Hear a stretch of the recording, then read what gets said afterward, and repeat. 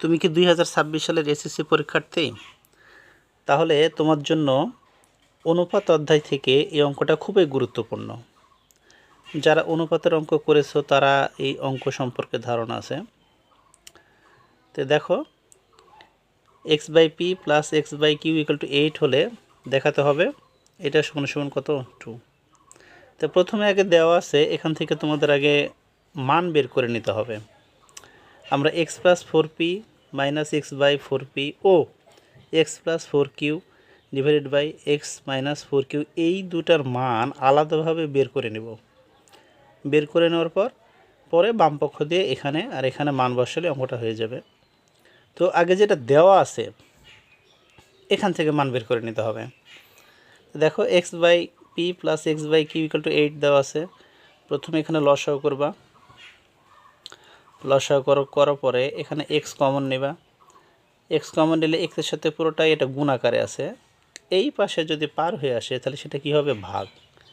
পরে ভাগ, এইটের নিচে এটা ভাগ আকারে আছে, এটা গুণ করে দিবা। তাহলে পি কিউ যাবে উপরে আর পি প্লাস কিউ আসবে নিচে।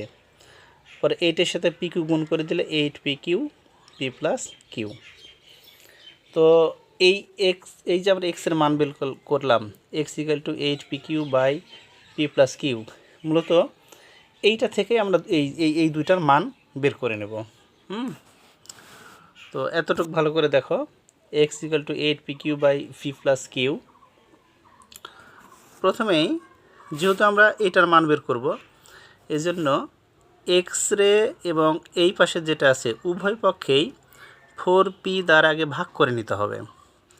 তো ভাগ করে নিলে এখানে x/4q থাকে, তারপরে এখানে 4 দিয়ে 8 কাটাও, তাহলে 2 থাকে, আর পি কেটে গেলে কী থাকে? 2q। তারপরে যা থাকে এখানে যোজন বিয়োজন করে নাও। যোজন বিয়োজন করে নিলেই দেখো আমরা একটা মান পাবো, যে মানটা যোজন বিয়োজন করার পরে সর্বশেষ থাকবে x + 4p / x - 4p = 3q + p, আর থাকবে q - p। তো এইভাবে আমাদের এই মানটা আগে আমরা বের করে নেব। পরে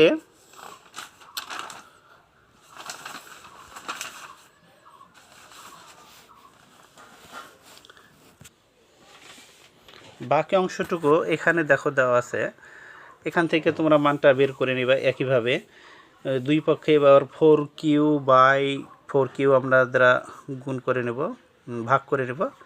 ভাগ করার যে মানটা বের হবে এই মানটা আমরা এই বাম পক্ষে বসাই দেব।